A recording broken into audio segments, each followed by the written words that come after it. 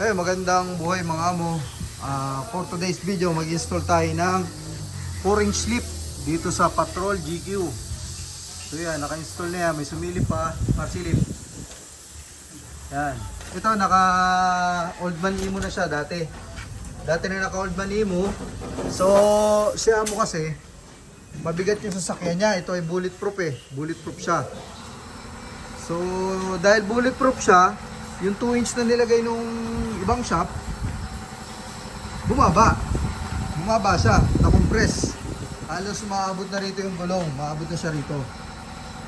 Yan, maabot na. So kaya pumunta sa Tisamo para magpalagay ng coil spring na 4-inch lip. So ito ilalagay natin ng 4-inch lip. Siya nga pala mo, konting ano lang, trivia lang ha, sa mga kapwa ko shop na nag-install ng spring para sa Patrol. Meron po yung mga specific na side. Yan, may mga specific po na side yan ha, hindi basta spring salpak na yan, hindi po ganon. So ito, makikita nyo dyan, may mga code po yan, NIS 0026B. Ang ibig sabihin yan, DS driver side. Ito sa harap. Ayan, Nissan 27B DS. Ibig sabihin yan, driver side. Ito naman sa kabila, NS, ibig sabihin yan, near side or dito sa passenger side. Near side or passenger side po ha. So yan, dalawa. So baka po mag-install kayo, mga kapwa ko shop, baka po magkabaligtad. FYI lang po ha. Baka magkabaligtad, kawawa naman yung installan nyo, tagilid yung kanilang sasakyan.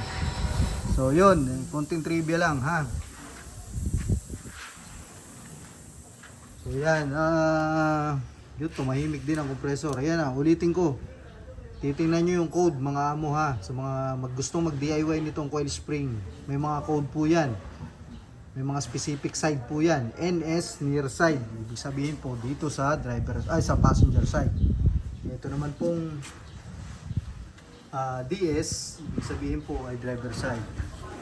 So install natin dito sa GQ na bulletproof. Itong 4 inches na Ironman coil spring. So hindi na muna nagpalit si amo ng shocks dahil yung shocks naman ay bago pa.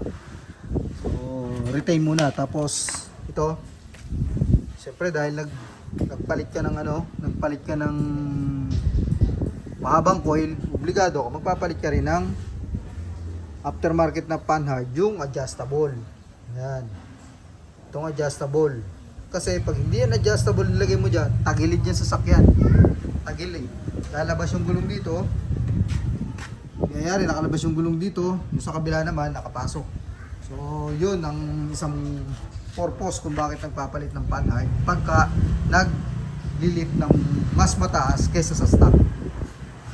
So yun, ikabit na natin at mamaya tingnan natin kung ano magiging outcome nito.